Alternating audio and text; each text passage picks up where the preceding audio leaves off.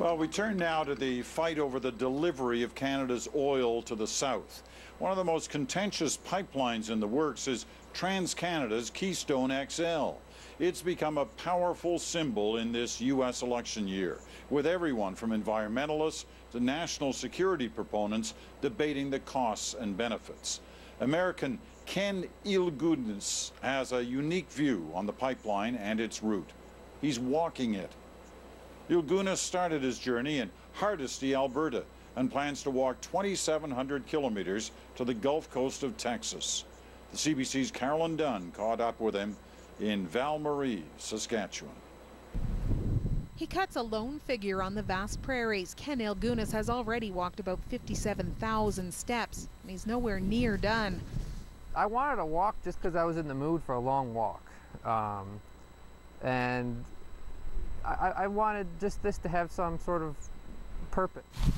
He found purpose in a most unusual mission, walking the route of the proposed Keystone XL pipeline from Hardisty, Alberta to Houston, Texas, following the route as closely as possible. Ilgunis is a committed environmentalist who firmly believes in reducing the world's reliance on oil. He's also a realist. All of my gear and all of my clothes have petroleum products in it, so it's difficult to take any sort of stand against oil. It's kind of unsettling just to think about how much petroleum is a part of our lives. He's made a point of talking to and listening to as many people along the route as possible. To go on a journey is to be changed by the experiences you have and the people you meet and the places you see. And to go into a journey with some sort of rigid stance, you're kind of closing yourself off from those opportunities. Walking nearly 500 kilometers so far has already taken its toll.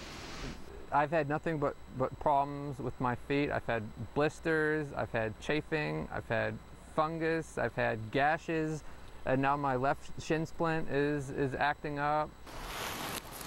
Ilgunis is fueling his slightly damaged body with packages of dry food mailed to him along the way.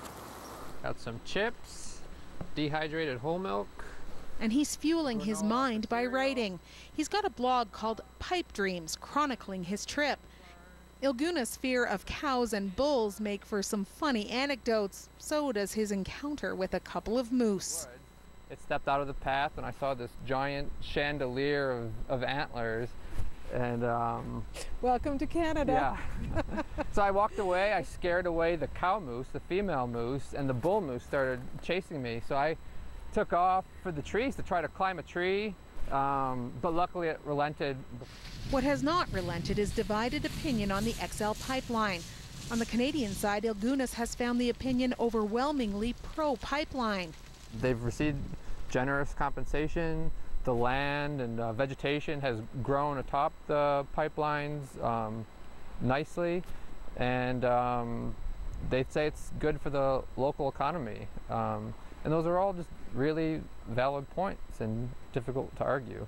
But he expects he may encounter very different opinions in parts of his own country. Because a lot of the places I'm going through don't have the sort of pipeline infrastructure that Alberta and Saskatchewan have had. So I'm going to be talking with people where there is no pipeline, and you know, that might be a contentious issue. With that, we let him go. It'll be a couple of thousand kilometers before he expects to reach the end of the pipeline in January. I definitely want insight and nuance and be able to say something with true conviction. And I hope I'll reach that point by the end of the trip. Carolyn Dunn, CBC News, Val Marie, Saskatchewan.